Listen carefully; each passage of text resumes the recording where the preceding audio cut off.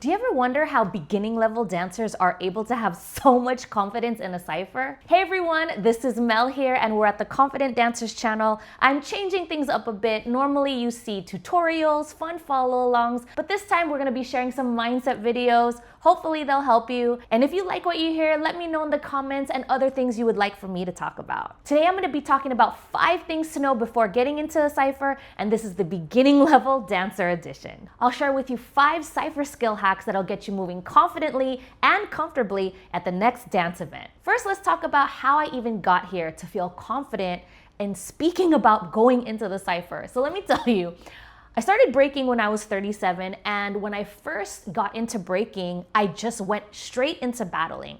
I didn't understand what it meant to be in a cypher. I didn't know too much of what it meant to be participant and to be in a community with others in a cypher.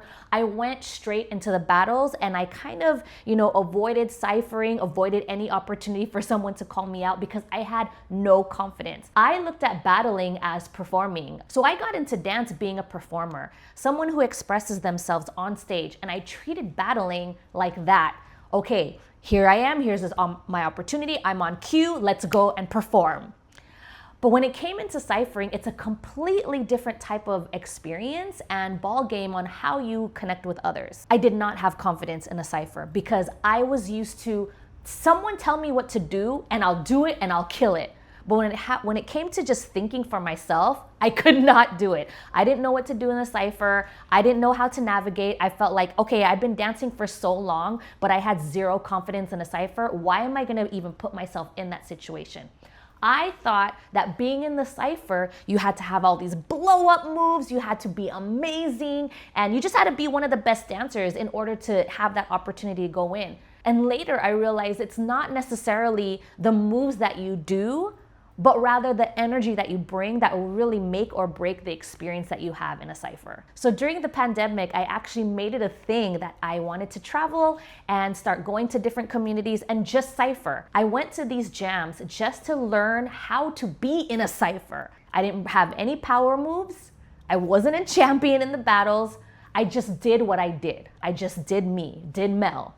And what I ended up realizing is that over time, people started to gravitate towards my energy. I started to get accolades, Cypher Queen, being a finalist when they picked the Cypher Award. And it's like, whoa, and I wasn't doing anything. So I learned that having blow-up moves doesn't always matter. It's the energy that you bring and how you respond in cyphers that allow people to remember you. So I'm going to share with you 5 things that I actually did that helped me get more comfortable in the cypher. I use this pretty consistently every time I went then and even when I go into events now.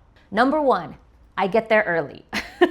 Okay, if you've never been to a jam before, when they say the jam starts at 2, the jam does not start at 2. But most of the time, the DJ is ready to go and they're playing their music. So when I say get there early, I get there when it starts. There's not a lot of people there, and that means I have the dance floor almost to myself, or with just a small number of people who also get there early just like me. And what I like to do is just get myself acclimated to the space. Okay, what's the floor feel like? What does the venue feel like? So I think of this opportunity as wiggle time. I do what I want to do, I'm not thinking, and I have no one to impress because there's nobody there. So it gives me the freedom to have the space as often as I want because there's not a lot of people there. And the benefit of that is that I just get to dance. I get to dance with no judgment, no one's watching me, not that many eyes are on me, and I could just focus on me because the space is available for me to dance. I'm normally a punctual person, so I get to jams early, whether I know that they're starting late or not, because I love to just be in the space. I don't want to be bothered. I want to be able to enjoy, and that already allows me to feel like I got my money's worth, I got my time invested, I got my reps invested, because once everyone starts to show up, it does get a little bit harder and a little bit more intimidating sometimes to jump into the cypher. So when the cyphers are really light, and when there's a lot of space for me to dance, that's when I feel like, okay, I'm getting my reps in. So that's one of the big reasons why I like to get there early, just to get into the space and this is me time right now with a couple of others. Number 2, Stick to light ciphers. And when I say light ciphers, it could mean a couple things. It could mean not a lot of people are in the cipher, so it's just a light crowd, or even the energy that's happening in the cipher is light energy. So it's not like crazy shark energy where everyone's trying to like get their opportunity to go in the cipher. It's very chill. Sticking to light ciphers is almost like going into second gear. You're getting to know the energy, who's showing up, what kind of energy are they bringing into the cipher, and it allows you to ramp up what you're doing a little bit. So you're connecting with other people, but in a very light, low pressure type of way. This is where you can do just a little bit of top rocks, a little bit of upright moves. So if you're going to a breaking jam, you could just go in with a top rock, a quick go down, and then end your round. The best way to read what light ciphers look like is when people are taking their time going in and out of the cipher. So if you can tell people are like waiting their turn to get into these ciphers, that's a good indicator that that's a really hype cipher and people are just like ready to go in. I love the chill energy cipher because I already know there's going to be less friction when it comes to people going in and out. People take our time going in, people take our time going out. So I know that I'll also have more reps, more opportunities to get into the cipher because there's not a lot of sharks trying to get into the cipher to have their moment.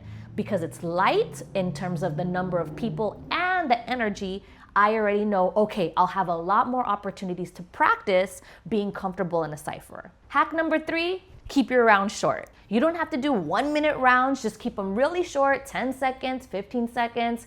Top rock, quick go down, end. Top rock, quick go down, freeze, end. A little bit of groove, quick turn, end. Having short rounds is low pressure situation where you don't have to show a lot of arsenal when you're in there. I do this when there's more people starting to get into the cipher. So when the event starts to get a little bit more packed and there's more ciphers with more people, I keep my rounds short. This is a hack that I actually use that when I feel intimidated, but I want to get used to going into big ciphers and crowded ciphers, I just do quick rounds. So in and out, in and out. I try to think, you got nothing to prove. You just do your quick top rock, go down, freeze, end. 10 seconds. So I do multiple rounds of that just to get the reps in. Again, we're not thinking quality yet. We're thinking practicing, getting our reps in so we can be more comfortable in big ciphers. Hack number 4, have a clear ending. Having this simple characteristic in your round shows that you have a little bit more experience than a complete beginner going into a cipher. So when you have a clear ending, your movement creates a period or an exclamation mark, which tells someone else in the cipher that you're done and then it's their turn to go. The 5th hack is one of my favorites and it's called catching grooves. This is my ultimate favorite thing to do because this allows you to now be in community with other people in the cipher and it shows without words that we're having conversations. It's a really fun way for a dancer to, as they exit, bring you in. So as they're doing a move, let's see they're doing like a little shimmy, a little shoulder shimmy, and then that's how they exit. They kind of give you an eye contact. They're doing the shoulder shimmy towards you and you could do this shoulder shimmy towards them as it's a cue for you to go in. So that's a really fun way to now get comfortable being in a cipher and being in community with others. And to me, this is probably one of the best feelings is knowing that we're going to church in the cipher. So now we're doing the celebration movement together. And then now it feels more motivating and more confident for us to continue to be participants because now people see us, they hear us, and they're in community with us. So those are my 5 hacks that have helped me feel confident being in a cipher. And to be quite honest, something 4 years ago that used to give me so much fear and anxiety is actually my favorite thing to do now, even over battling. I love going, I love to cipher, I love to vibe out, and I love to connect with people who are just wanting to enjoy the space. Let's close it out with this reminder. It's not always about being the best dancer. It's about bringing the best of your energy into the cipher. You can be remembered by allowing people to feel good, not by showing them how good